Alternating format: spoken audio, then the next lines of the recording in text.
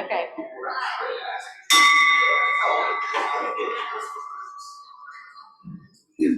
Greetings. Do I need this closer? How are we doing? How are we doing on sound? Give me a thumbs up. Okay. All right. Thank you. All right. Welcome. And I thought I should introduce myself in case we have any guests. Some of our guests may not know. I am not James Boggs, who is the president of our club. He is out today for a funeral. My name is Beth Case, and I'm the president-elect. So I'm filling in for him today. Real quick before we get started, James, as our president, selected the word impactful for our year, and I just wanted to recognize two of our club members that made a big impact this week in our community. The first is Brett Town, was recognized for his service to scouting, and that would also be service above self. So thank you for your impact to the community. And I do not see Ms. Krista Jones, Dr. Krista Jones, excuse me. She and Reverend Craig Stevenson made a donation to the Edmond Public Schools Foundation for $25,500 this week. That will definitely make a huge impact in our community. So thank you for making an impact. Mr. J.D. Younger will do our invocation and pledge. You can just hold it. If you would pray with me in your way. Heavenly Father, we just thank you for this time to gather together. We are so thankful to have members amongst us that represent the values of this group in our community in such a positive way.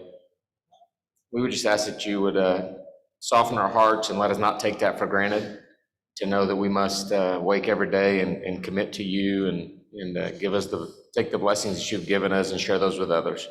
We would ask you to be with those members that are sick or not able to be with us, that you would comfort them and bring them back to us when they feel comfortable and able to do so. And we would ask you to be our speaker today and just give him a calm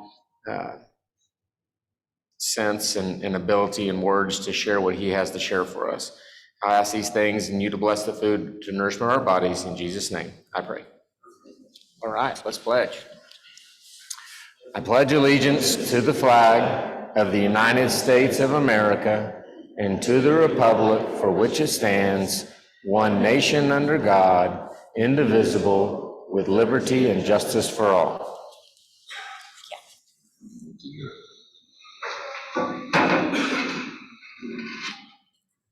Thank you, JD. And also, let's thank our Rotarians in service.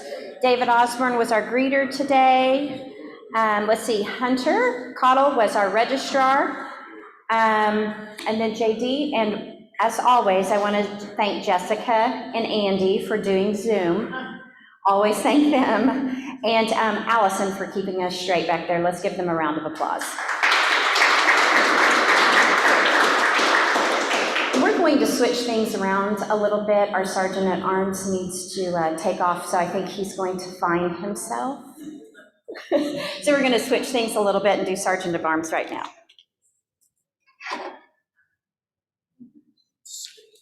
Yes, and you can I can click this on for you if you're all right. Okay. Well, thank you, and I do have my dollar out here for, because I do have to scoot. Unfortunately, I too have to go to a funeral up in Enid at 2 o'clock, so I'll be leaving early. So if you are leaving early today, please follow my lead and pull out a dollar. If you've forgotten your emblem today, I did not forget mine. That's also a dollar. I saw we have a couple of birthdays. If you happen to be one of the birthdays, you know, I would say a dollar. It's some of us think that what you're supposed to do is a dollar per year, which for some of us is getting very, very expensive. So I've thought about just stopping this getting older part, although that doesn't seem to work too well. You've already heard the Rotary motto. What's the Rotary motto? Everyone says, service above self, right? Did you know there are actually two Rotary mottos? No. That's a good answer. There are actually two Rotary models. This service above self is the Johnny Come Lately motto. Anybody have any idea what the first motto is, the original motto? You know, I could charge you $1 if you don't know this one. In fact, I think I will. I should collect $1 from everybody here. One profits, you can understand why we have service above self. One profits most who serves best is actually, Victor knew that, so that's $2 for Victor. Well, are there any announcements, guests, etc.? And I'll come around this way and make my way around the room.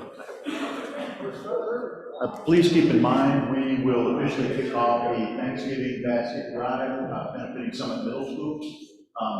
There will be there's a jar for your donations, and I'll be working with Chris Berry here to help me with it. But please keep that in mind, and details will come. Thanks. Thank you.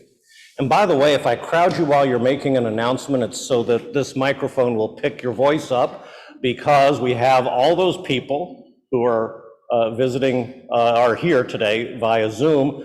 I was one of those, I believe, last week, and it really does help to have that microphone nearby, and I too join in Beth's thanks for the folks, all you guys who do this, make this Zoom available. It's great.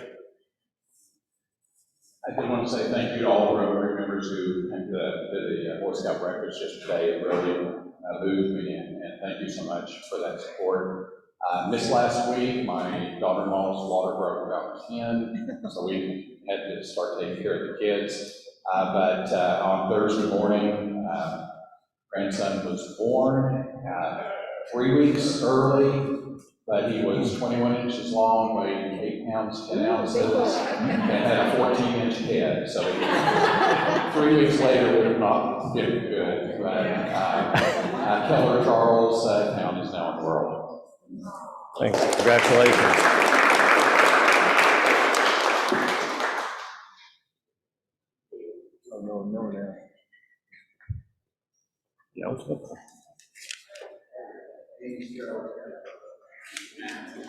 What's up with that?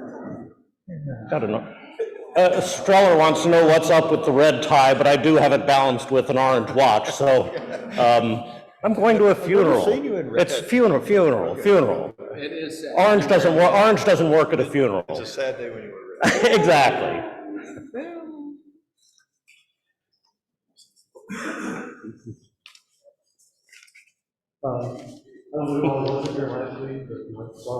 What was it?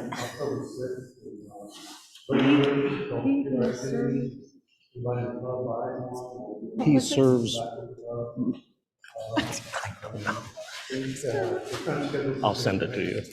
Wednesday at 6 at Patriarch, just to kind of go, get together, and if you bought a ticket today, you want to do it, so today I don't have a book, but I got a swag bag.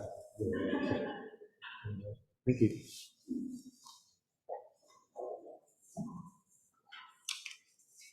Hi, everyone. I wanted to thank you for those who came out to the Miracle Week last week. I guess it was a couple weeks ago. And we have another chance. There's a sign-up sheet going around for October 5th, Tuesday, October 5th, from 6 to 8 p.m.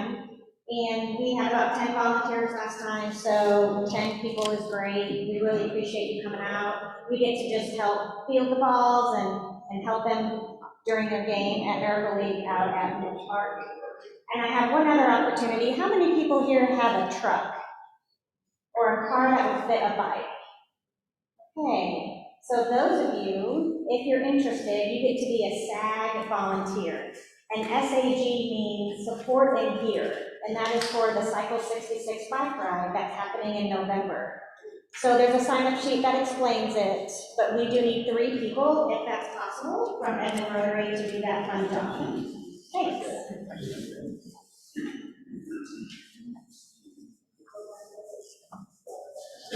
Another community service note, piggybacking on that, will be getting the sign-up sheets around for the turkey trot coming up soon. We will need people's t-shirt sizes. Josh is in charge of it, and we're supporting him. And we also have the Summit Middle School baskets. Barry is working on that.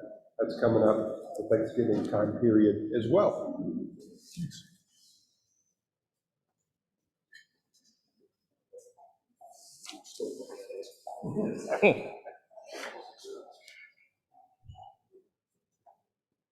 And in honor of Brett and Boy Scouting, since I was an Eagle Scout and I know how important scouting is to anybody, I put an extra $5 in for today. Any other announcements? Thank you very much. Thank you for this. Thanks for letting me do it this early. Welcome.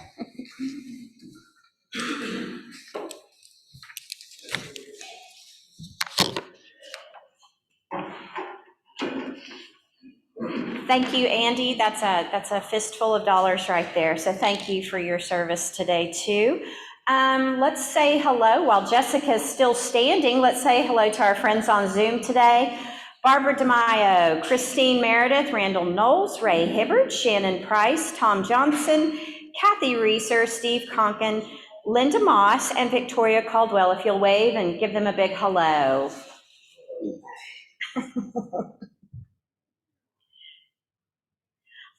Let's see, also on our announcements and guests, I see Cody is here. This is her second publication. And let's see, where's Rhett? And Rhett's right there too. So let's give them a round of applause for today for coming back. Let's jump to my Rotary story. I believe we have one today. Ruth Boss has a Rotary story, and if you have interest in doing a Rotary story, please see Keith May.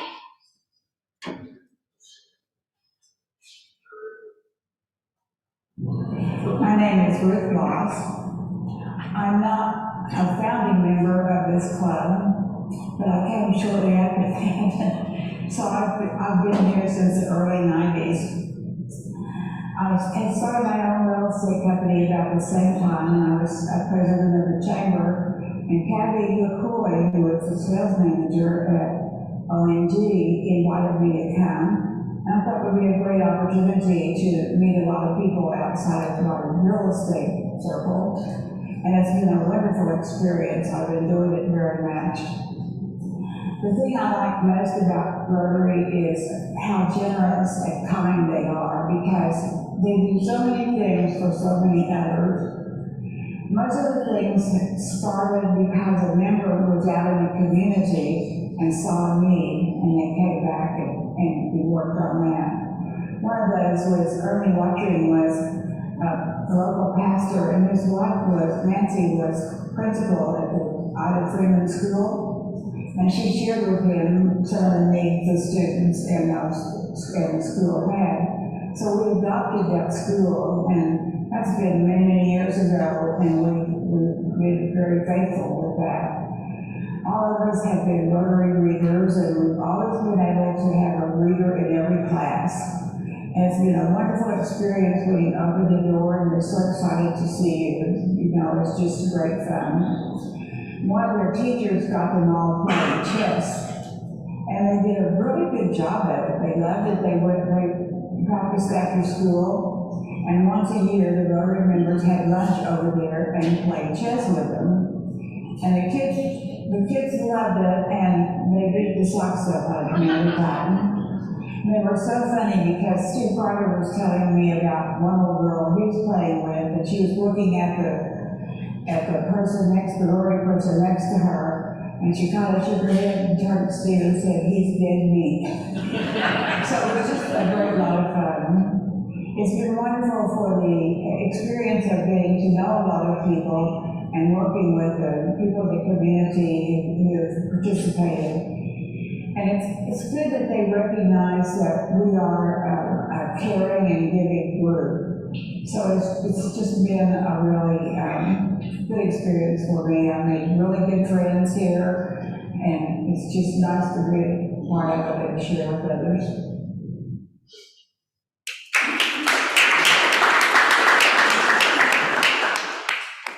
I like how Ruth says we saw a need. So we go out into the community, and as community leaders, you see a need, and we fill that need. So that was wonderful. Thanks to Ruth. A couple of other things. A big thank you to Randy Taylor for taking pictures last week. I don't see him here. Let's see. We got some upcoming speakers. Oh, look up here. Here we go. Look who's the speaker next week.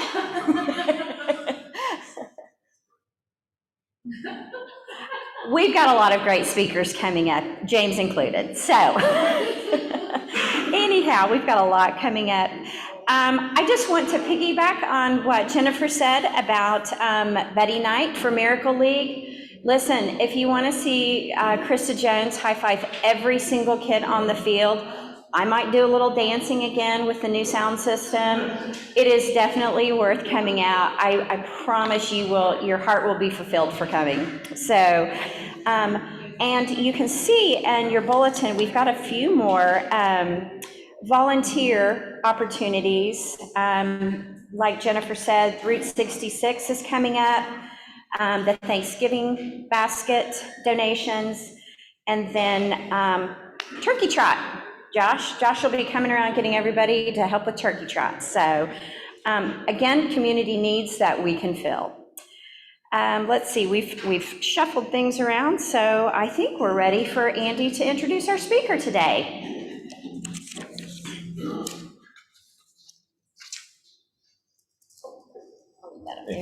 Yes, thank you, Beth. I appreciate it. So our speaker today, many of you know him. You may know him personally, but if the power has ever gone out in the city of Edmond and you've been affected by this, then you know this individual whether you knew it or not. So he's the one that is in charge of gathering all the information and communicating to you just exactly what's happening and when the power is going to come back on. So Casey Moore has been with the city of Edmond since 2013 and currently serves as Director of Management Services.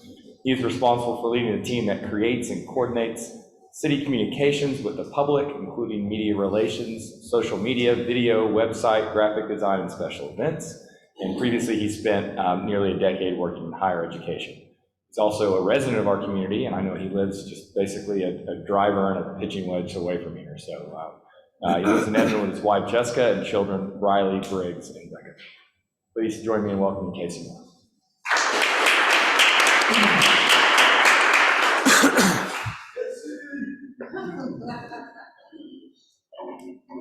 I'll pay you for that later. Where's the hand? There's the handheld.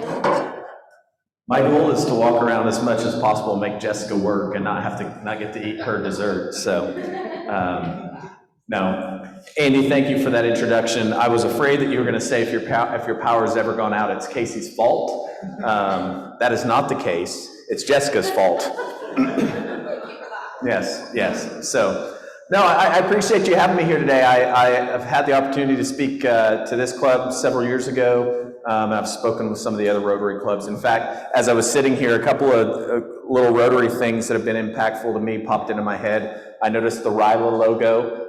Once upon a time, back in the 20th century, I participated in RILA as a student, and so I had the opportunity to do that. And then also, as you guys were collecting your dollars, I was also a Rotary scholarship recipient once upon a time. So just so you know, sometimes the people you give money to, they do actually move on and do good things. So thank you guys for doing that. It does make a difference. I know for me, coming from a small town, that was one of the opportunities that made life a little bit better for me. So as you can tell, I have no notes. I have no presentation. This is how I speak. So what I want to do today, just so you know, I want to spend a little bit of time just talking about what we do when it comes to communicating with the public. I want to spend some time talking about an upcoming vote that we have. You may have heard a little bit about that or seen a few signs around, and if you have any confusion, hopefully after the end of the day there will be no confusion and you will be fully informed and ready to go vote. In fact, I'm excited because this is my new polling place. I just got my new card the other day, and this is even closer to my house, and he was not joking. I just live right over there. So pretty excited about that. And then I'm going to leave some time for Q&A afterwards, because by nature of what I do in my job with the city, I know a little bit about everything. I don't know everything, but I know a little bit about everything. So be thinking about any of those burning questions that you might have about the city. I will do my best to answer them. And if they're real controversial, then I will just let Jessica handle those too. So that'll be how we'll do this today. So first of all, again, as Amy said, I've been with the city of Edmond for 8 years. My job title just changed a couple of months ago. Prior to that, I've been director of marketing and public relations. My job is actually changing starting Monday, finally, because I finally have hired someone to replace myself. So pretty excited about that, that someone else is going to get to be the person that gets to be the chief communicator for the city, and I'll get to help in other ways. But during the last 8 years, I tell people this all the time, it's the best job that I've ever had. I love what I do. I have a heart for serving the community, and the great thing is I get to do that every day in what I do in my job. You never know what each day could look like, depending on what phone call comes in, what email comes in.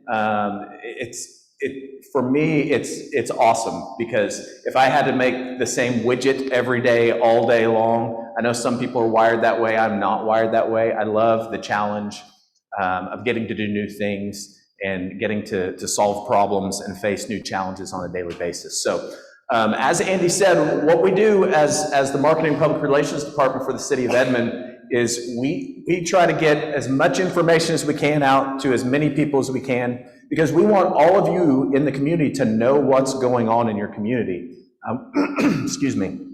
We're very fortunate that as an organization, our city council and our leadership has invested in making sure that we can communicate and communicate well. And so we've essentially, I tell people all the time, we have 2 budgets that we work from. We have a money budget that we can use to try to reach people, and we have a time budget. We all have the same time budget, 24 hours a day, 7 days a week. So within those 2 budgets, we do everything that we can to try to reach people in as many ways as possible, which in 2021, there's this great thing. There are more ways to reach people than there's ever been. On the other side of that coin, it is harder to reach people than it has ever been, because there are more ways to reach people than there have ever been. For many of you, I know you can remember the days where the only place where you got your news was either on TV or in a newspaper. And as all these new tools have come along, we've embraced them and we jump on them, and we're happy to have them. But as things have morphed, it's actually been this double-edged sword. So we work really hard to try to communicate with people. Some of the things that were mentioned, our website is kind of like, I refer to it as kind of reference material. If there's anything that you need to go look up or understand about the city, or who do I contact, that's all on the website. So if you ever think about the City of Edmond's website, think about it as a reference material, as maybe an encyclopedia or a dictionary. If that's where you want to find something about the City of Edmond, go to edmondok.com. Other ways that we reach out, we do have a City of Edmond channel. So if you still have cable, which I know a lot of people don't have anymore, we do have that on Cox and also on AT&T Uverse. We run programming daily. That's also a place where you can watch our public meetings, where you get to watch Josh and his friends sit up there and make all the great decisions that they make for our community. So you can see those meetings live, and you can also see them replayed there, in addition to a lot of great videos that my staff puts together about a whole wide range of items. If you don't have those, you can see all those videos online. If you're more of a YouTube user, our YouTube channel is full of just about anything you could ever want to know about the City of Edmond when it comes through video. So if you go to YouTube, search for City of Edmond, you can find our channel. We put stuff out there regularly, lots of great information. Our goal really is just trying to inform people and make sure that people in our community know what's going on at all times. Social media is probably the biggest way that we communicate with people now. I'm going to do a quick fun little poll. How many people use social media? Raise your hand. You're not going to be judged if you use social media. How many people hate social media? Now I see some of the same hands went up. Yes, again, social media, one of those double-edged swords. There's some really good things and there's some really challenging things that come with social media. But for us, it's somewhere where we're heavily invested because we know that that's where people are at. Even on days when they don't want to be there, that's where people are at. So we reach people through a lot of those channels. Facebook is big for us. Nextdoor is big for us. We reach different people through each of those. Twitter, we reach another audience there. We also have a LinkedIn page that we use, and that's a little bit more a lot of HR sort of stuff. But then some other professional type items we post there. Instagram is another one. So if you just like pictures and don't like to read, that's the place to go. Is our Instagram. You can see all the pretty pictures. Again, YouTube, you can see all the videos that we do. So I currently lead a staff of 7 people, including myself, that does all of those things Andy had mentioned. We've got a couple people that do video and photography. Excuse me. We've got a couple of people like myself, and then our assistant. We handle a lot of the administrative things. And then a couple of people do graphic design. They do great work. They design professional materials that a lot of our people put out, print materials and online materials as well. And then we also handle special events, which if you've ever participated in a big event, I know the Turkey Trot was mentioned, Liberty Fest, and I could go on and on and on, Herd on Herd, Vibes. All those sorts of things go through an actual process working with the city. An approval process, and then we also partner with them to try to make sure that they can be successful and that what they're doing is a really positive, safe event. So we have someone in our department that works with all of those people out in the community to make sure, and honestly, we have a ton of events and it's really growing more and more here in the community. So that's an aspect of our operation that we find we stay pretty busy with.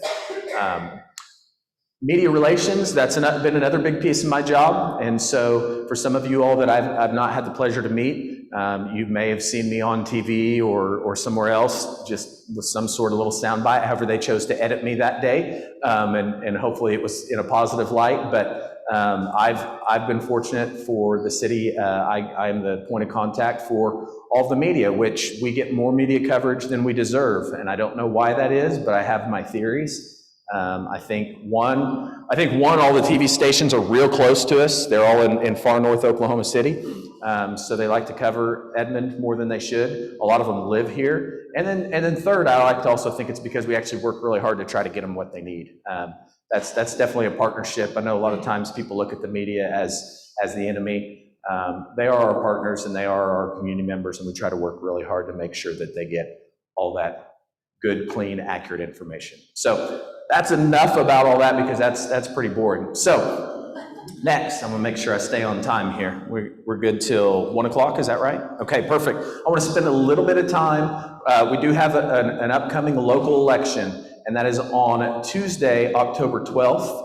Andy's gonna take care of that for me. Thank you, Andy. So on Tuesday, October 12th, we have one item on the ballot. I'm gonna be coming here to my new polling place to get to vote for that item. And so we have a sales tax initiative that is on. So let's stay right here for just a second, Andy. So what we have done is we've actually put together all of the information that you need to know so that you can make your decision on how you want to vote for this sales tax. And I'll talk more about what that is. From the city's standpoint, we're not here to tell you to vote yes. We're not here to tell you to vote no. We're here to tell you this is out there. Please go vote. We want to know how people want to vote. We want you to vote and exercise that right. And here's all the information that you need to know before you go vote. We tried really hard to get everything in there that could possibly be asked to help people be informed. So our website is edmondok.com. There's a couple of ways that you can get to this informational page. At edmondok.com, we've put this huge bar right across the top. You can't miss it. It says community notice, upcoming sales tax election, Tuesday, October 12th, 2021. Don't click on that just yet. So if you click on that, it will take you to the page. Or you can get there directly if you like to just type in URLs at edmondok.com/sales tax. So there's two really easy ways to get there. If you know how to get there directly, it's edmondok.com/sales tax. Or if you get to the main page, you can just click on that top bar. Go ahead, Andy. So if you come here, this is October 12th sales tax election. And we got a big picture of the property that's involved, and then it's all set up as a question and answer down below. So we tried to think of every question someone might want to ask and the answers that go with that. So what is this election about? This election on October 12th is for a 1/2 cent sales tax that's a 1-year temporary sales tax. So that if it is to be approved by voters, it would go into effect on January 1, 2022, and it would end on December 31, 2022. What's that? Oh, I said 1/2 cent. Thank you, Josh. That's why this is all there, and it even says it. I wrote this. It is a 1/4 cent sales tax. Thank you. And the purpose of that is there is a piece of property, and if you've been in this community for very long, I think you understand. There's a piece of property in the area of 15th and Bryant that has been highly contentious for a very long time. The landowners have tried to develop that in different ways, and sometimes that has been approved, and then it has been overturned by petitions by citizens and votes. And so as a new project has come forward, this same sort of discontent from some people's bubbled to the surface again. And so a group of people got together, including the landowners, some of our elected officials, some community members, and had a conversation. And basically the idea was, if people really, truly don't want to see something there, let's give them the opportunity to decide if they want to pay for it. And that's what's happening. So if the citizens decide that, hey, we really don't want something there, then they're going to go vote yes. And a yes vote means you are in favor of a 1/4 cent sales tax for 1 year. And that will be to buy this 22 acres of land that is just across the creek there to the south of Hafer Park. If you want to vote no, if you believe that, no, we don't need to buy this land for whatever reasons, you feel, I'm not going to get into all that, I'll let you decide for yourself. If you vote no, then we will not enable this sales tax, and then everything would just move forward with that property owner, and they would try to continue to move through the process that they're currently in.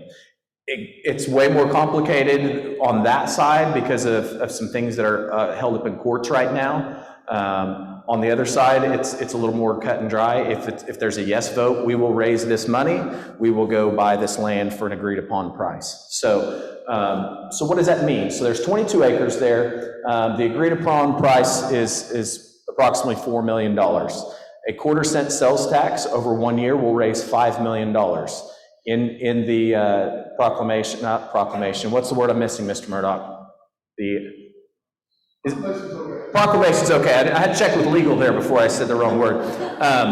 In the proclamation, it does state that this money can only be used to purchase this land and any expenses for that or capital improvements. So this last year in 2020, a 1/4 cent sales tax, 1/4 cent sales tax raised $5 million. This property would be $4 million plus closing costs and some other things. So really, there won't be a lot of extra money left over if that all happens. So what happens if we buy the land? If we buy the land, it will go into our park system. Does that mean it's immediately going to be a park? No, that's just where it's going to be housed and kept. We currently have no funding or plans in place for what we would do with this land, but we would own this land and we would move forward that way. So that's the real general overview. Andy, do you want to scroll real quick? We can just kind of show some of these questions that are on there. A lot of it's what I just covered. So why is the election happening? What's the sales tax increase and for how long? How much will the land cost? You can see the purchase contract there. Will the tax cover the land cost? What happens to the money that's collected beyond the purchase price? How does the city plan to use the land? What happens if the vote doesn't pass? Has the city ever done this previously? You're going really fast.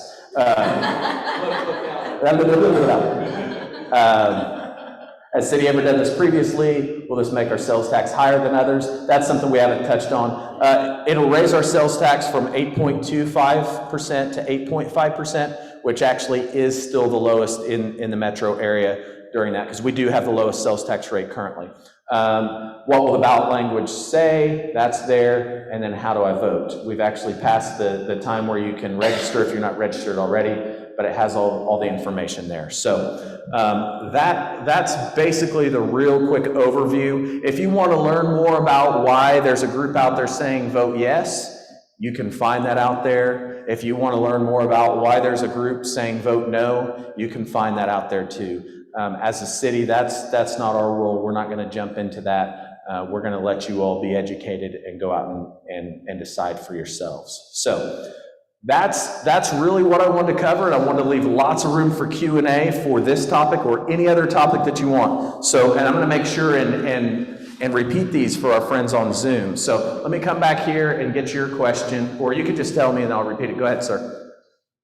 Questions are actually on the ballot on October 12th. That's a great question. So the question was, how many questions are actually on the ballot for October 12th? The answer is 1. This is it. This is the entire ballot. I saw it hanging outside of Mr. Murdoch's office today. It's there. It has the language. And in fact, if you do follow us on social media, we will be posting a sample ballot on our social media so people can see exactly what it looks like.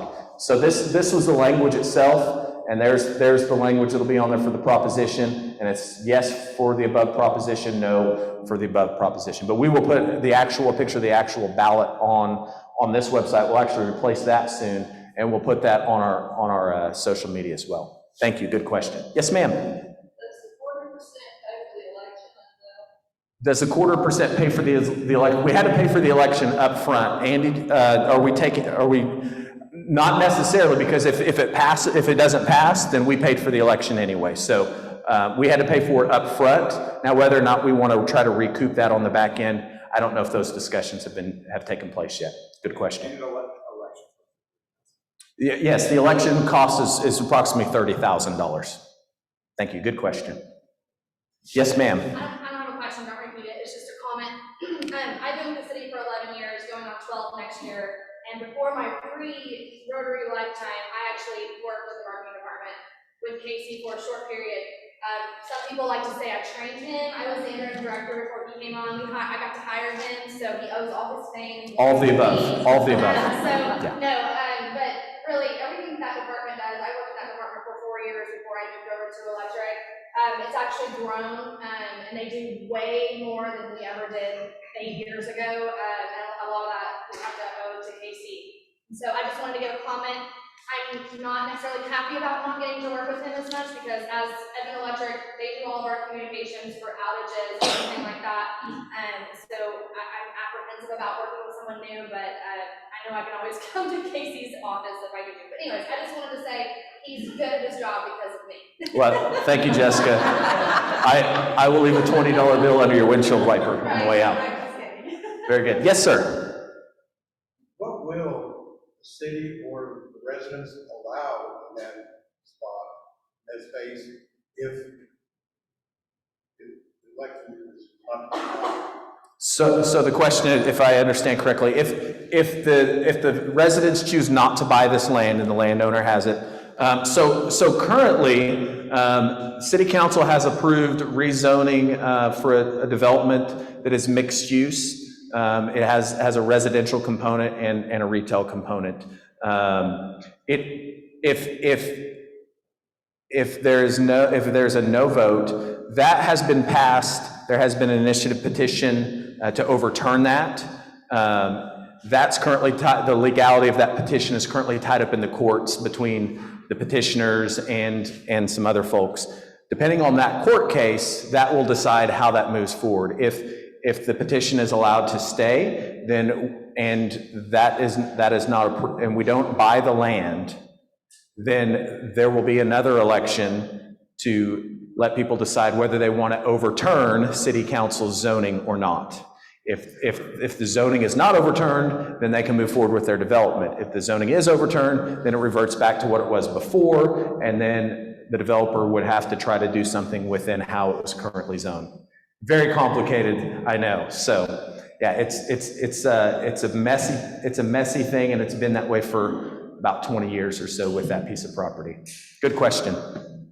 Other questions about this or anything else? And I'm going to stand here silently, and it's going to get really awkward if you don't ask questions. I'm totally comfortable in silence.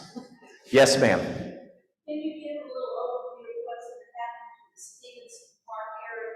Absolutely, yeah, thank you. That's a good question. So Stevenson Park, if you're not familiar, Stevenson Park is off of 5th Street and Broadway in downtown, and it is currently our oldest park, and I'm sure most of you have been there, very familiar with it. We have been talking for several years now about doing a full renovation of that park. And so what that essentially looks like is, and I wish I would have brought we don't have a visual online anywhere, do we, for that? Yeah, probably not. Okay, that's okay. So within that, Andy can correct me on this because this is more of Andy's project now, but so we will be going through and really transforming that park from what it has been, which hasn't been a bad thing at all. But as you can tell, I mean, some of the stuff there is a little bit tired. The pavilion that's there is a little bit tired. There are some drainage issues, and then some of the equipment there as well. So that whole area is gonna look much more modern and really fit in more with a growing downtown, which is what we're seeing right now. And so there's gonna be new playground equipment. There's gonna be event space. We're building, which this is not going to be very exciting, but this is probably one of the most expensive things we're doing. We're building underground water detention for stormwater runoff, which is actually really important to that area to try to have a place where water can slow down and be stored in a short amount of time to keep other people from having to bear the brunt of that. So that'll be one of the big things that happens immediately. They've got to go in and they've got to do that. But we're going to try to save as many trees as we possibly can, but more trees will be added back in. The rocket slide, which everyone is very familiar with, is, let me think of the best way to put it. It's tired. It's very tired. It is not ADA compliant, and it's pretty rickety at this point. So a decision was made some time back. It is going to be turned into an art piece, and actually will still be there. It's going to be refurbished and renovated. We've seen this in some other communities where they've taken some of these really old playground pieces of equipment that are no longer deemed safe for use and turned them more into monuments. So you still have that. You still have the opportunity to go and see it and have those memories, but it will no longer be a functioning piece of equipment at that point. What else is going to be? We're going to have space for food trucks, I believe, as well. Streetscape parking all along 4th Street. So there's going to be new trees, new parking along there. What did you say? What did I miss? Amphitheater, yeah. So outdoor event space with an amphitheater. So it's really going to be pretty neat. It's going to be significantly different than what it was, and hopefully it's a space that not just us now can enjoy, but people can enjoy for decades to come, like they have enjoyed the park in the past. Very good question. Thank you. Other questions? Any burning questions? Yes, sir.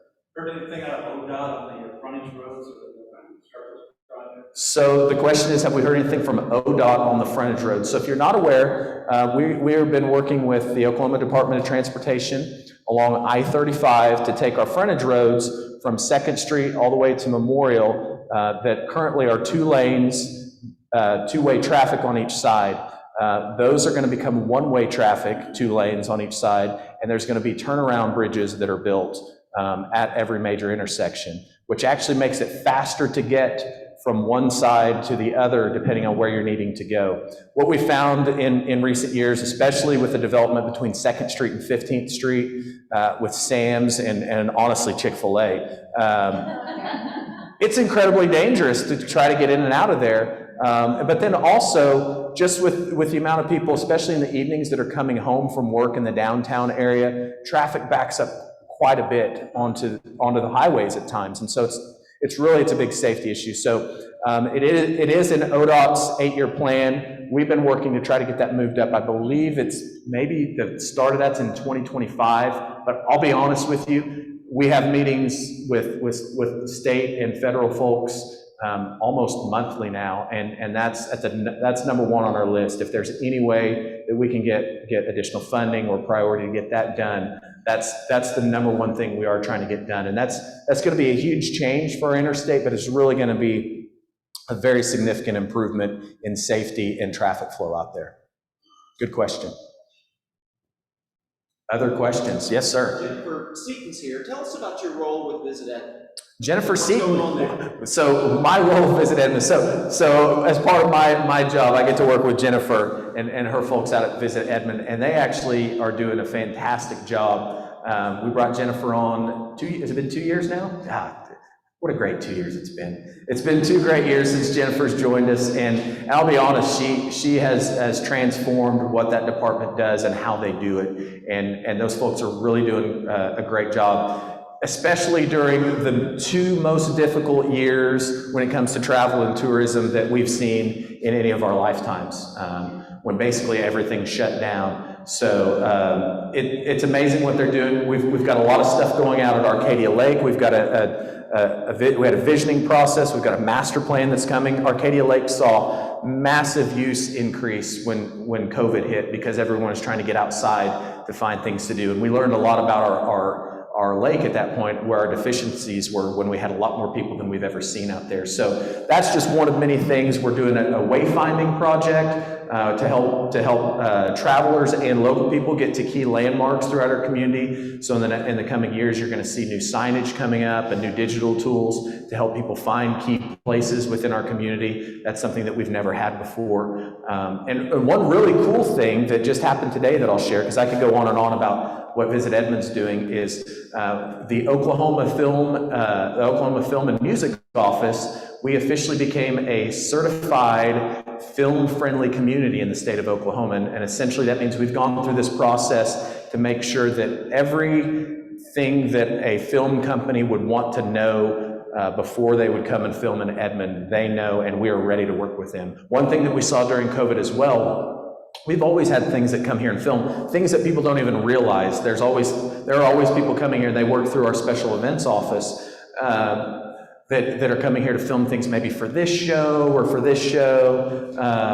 We actually, during COVID, we actually had 2 movies that filmed here in Edmond, because when a lot of places closed down, Oklahoma was still open. And so Edmond became a place that was really desirable. One of those was a Lifetime movie. So if you're a Lifetime watcher, you can see a movie that was filmed here a lot of it in our downtown. I believe we have another Lifetime movie that's looking at coming here soon. And then also a feature film called American Underdog? Is that what it is? The Kurt Warner story. So if you're a sports fan and you're familiar with Kurt Warner and the St. Louis Rams and his rise, a lot of that was filmed here in Edmond. Not just in Edmond, but in the surrounding area. But there's a lot that was filmed here in Edmond, and that's a major film that comes out this Christmas. So pretty exciting stuff. Yes, Mr. Murdoch. When is trick or treat, right? Next question. Actually, I'll touch on that just a bit. So there's this really weird phenomenon that I get to deal with some odd things in my job. He's literally going to walk out after asking that question. So one of the things that I get to deal with are some really odd things. And when I started in this job, one of the first things that happened that fall is we started getting questions about, hey, when is trick-or-treating in Edmond? I'm like, I think it's Halloween, but I'll do some checking. And what I learned was actually in the late 90s, through a regional effort, for some reason, well, I know for certain reasons at the time, but anyway, the precedent was set that communities in central Oklahoma, when Halloween was on Sunday, it would be moved to a Saturday. And so it literally has not been on a Sunday in 11 years. This is the first Halloween that's on a Sunday in 11 years, which means it's before I was even in this role. So we started looking at okay, this is our precedent, so we move it to Saturday. And as you can imagine, in 2021, there are differing opinions on just about everything. And so we did not change, we just moved forward with that. So we have designated, for whatever that means to you, we have designated trick-or-treating, if you want to go out and do that, for Saturday, October 30th. Oklahoma City's decided to do it on Sunday, October 31st. So if you want 2 nights of Halloween, go get it. I know other communities are doing it on Saturday, others are doing it on Sunday. The good thing is we won't have to worry about it again for 7 years. So someone else after me in 7 years will get to worry about it. Thank you for that question, Mr. Murdoch. Yes, ma'am. The city does a great job of seeking input from the citizens, but I'm not sure that everyone's aware of the opportunity to complete surveys online. Is the wayfinding one still up there? It's a great question. So we do pretty regularly put out surveys trying to get public input, and one that is currently open is the wayfinding survey, and I believe that's open through this Friday. Is that right, Jennifer? So if you go to our website, which is right up here, will you scroll down a little bit, Andy? Typically, if anything is live and open, go up just a bit, hit that view all right there. So this is our latest news. Anytime we send out something of importance, it goes to this latest news, but that only shows 3 at a time. So if you click to news releases, anything that is still live and open and important, you can find there. And so I believe if you scroll down, you'll see some things. There's Halloween, free trees. Here's an opt-in survey. So we're doing our citizen survey right now, and that is a deal where people are randomly selected and you receive something in the mail. But then we also have an opt-in option if you want to give feedback outside of that online. So we have that survey that's ongoing right now. You can go there. And then there's the wayfinding survey as well. So if you go to this news section, you can find out a lot of things that are currently ongoing. Traffic projects, anytime there's a major traffic project going on, that will be there. That will always be listed there during the entirety of that. Yes, sir.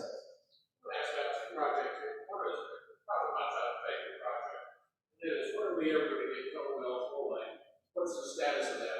And the second one is, Coltrane, it looks like they're making progress with what's happening there, where they get their arms around. Tell us something about that. You bet. Let me check my time here. I want to respect everyone. Okay, this is 1 o'clock, so this will be our last question. So let me address both of those. First question was, what's the status of finishing out Covell as a parkway? So a long time ago, it was determined Covell would be a full parkway from I-35 all the way to our west city limits, which on Covell is actually at Penn. It is a very slow process because, and here's the little secret that you need to know about every major traffic issue in our community. If something hasn't been improved yet, it is 1, very expensive, 2, very difficult. And so we only have so much money and so much time to get things done. So Covell, which is great that it was designated to be a parkway, is actually an incredibly difficult roadway to widen because of the terrain that goes through there. There is a major natural gas pipeline that flows through there. There's been development, some other things, blah, blah, blah, blah, blah. So one piece of that was just finished, and it was literally like half a mile and it's between Sooner and Coltrane on Covell. We literally just widened half a mile from 2 lanes to a 4-lane parkway. That little piece cost us $12 million. I mean, it is so expensive to widen through there. So we are going to continue to keep chipping away at that. There's not really a timeline. It has all been designed. The intersection of Covell and Coltrane, we know is a real problem, but it also is the most difficult one for us to actually go in and do anything to. If you remember several years back, there was a Walmart that was trying to build a neighborhood market there, and that ended up in litigation and all sorts of things as well. As part of their project, they were actually going to widen that intersection, but ultimately it ended up in the court so long, Walmart just decided, hey, we're just going to move on down the road. So that is probably the next key piece that you'll see, and it may just be an interim widening that would put in some turn lanes and some signals, but it would help traffic flow through there better. But yes, you are correct. Ultimately, long term, we will have that 4-lane parkway all the way through, but it's just incredibly expensive and difficult to do. The second part, he asked about at 2nd and Coltrane. There's a big piece of property there that's a beautiful piece of property, been there forever, obviously. And recently you've started to see a lot of activity happening there. It's actually something that's really neat. It's not anything that we're doing. A local resident has purchased that property with the vision to actually do the work to turn that into a world-class park that's full of sculptures and art and interactive things to do. Essentially what they've referred to is our kind of miniature version of the Gathering Place in Tulsa, right along Route 66. So what you've been seeing there, they've been going through and they've been clearing out some underbrush, some dead trees, a lot of cedars, and then they're doing a ton of dirt work to try to make that area suitable for developing out. Their plan is to develop this out as a park. Our understanding is hopefully they'll have the full designs for that in the coming weeks, and then they're going to be putting that out to the public. And then they want to do all the work on this. They want to kind of develop what they want and then hand it over to the city. And so it's really pretty amazing that we have some local residents that are passionate about leaving a positive impact for our community long after they're gone by investing their dollars and their time in that. And so we're thrilled that somebody wants to do that, and we're working with them in appropriate ways to try to help them along as they move forward. So thank you for that question. Thank you all for having me today. I'm happy to answer any other questions afterwards. Casey, thank you. I'll wrap things up real quick. Great to see our Rotary impact on a young person that's making an impact on our community. So thanks again, Casey. Our speaker next week will be Bill Hameter, the U.S. Women's Sitting Volleyball head coach. So definitely come back for that. And we have a weekly scholarship drawing. Just draw one first. Last 4 digits. 4334. 4334. Dan, all right. We're looking for King of Diamonds. Right here. Right over here. I'm gonna have you draw one more. Okay.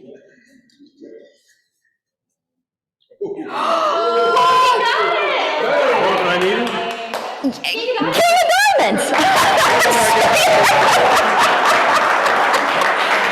Congratulations, Dan. It was me. It's me. It's me. I'm just. Yes. Well, congratulations. Our scholarship basket. You did a great job today, then, selling our tickets. Mark Jones has a little swag bag. I'm going to draw one more number for his book coming up. 4331. There you go. All right. Great. Casey has signed a book for us. It is John Lincoln Clem, Civil War Drummer Boy, and he has inscribed, "A lifelong reader is a lifelong leader. Never stop learning, and you will be well rewarded." So that is great. Ida Freeman will appreciate that. So thanks everyone for coming today. Your challenge is to go out and be impactful, practice service above self, and be good Rotarians.